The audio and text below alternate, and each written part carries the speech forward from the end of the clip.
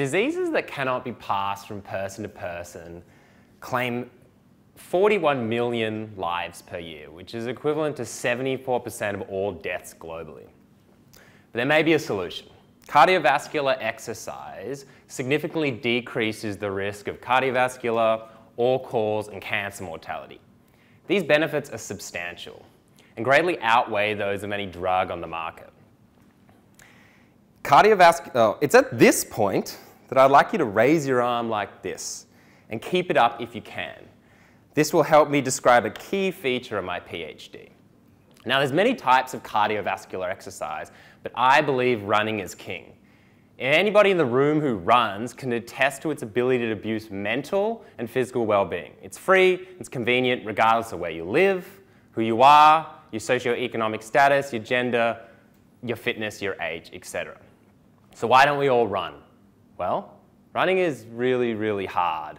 And a big part of this is fatigue, which you might feel accumulating in your arm as we speak. Muscle fatigue accumulates in our legs as we run. It denotes a reduction in muscle strength and causes discomfort. You can now put your arms down.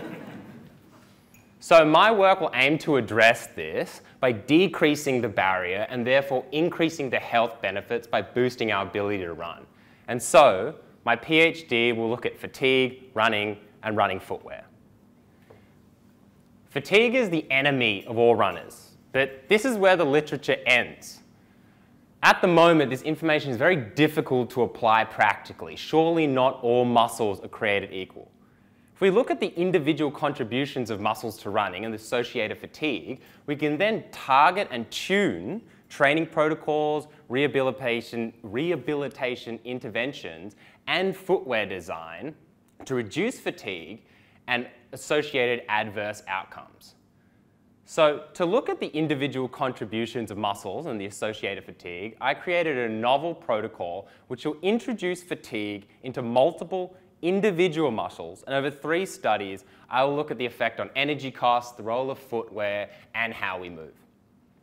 To best represent the population, I've taken less experienced and experienced runners, and so far I have found that less experienced runners become less efficient when you fatigue the quads, but not the calves. And also, certain features of shoes can mitigate from the adverse outcomes of fatigue. And then next year, I will see how fatigue affects the way we move and potentially adverse outcomes of the way we move. My study, my work, has a really wide scope of application. Right? It acts as foundational research into the fundamental components which influence human locomotion for the scientists. It will inform best practices for performance, but also clinical interventions, so for runners, for coaches, and clinicians, as well as for footwear design, for industry. Muscle fatigue does not reduce our risk of disease, and therefore attenuating muscle fatigue will help me boost the health benefits associated with runs by increasing the quality of our runs. And so this work will help the 1%, the pros, get 1% better and maybe help us break some world records. But it'll also help the rest of us, the 99%, enjoy faster, longer, easier runs and a healthier life.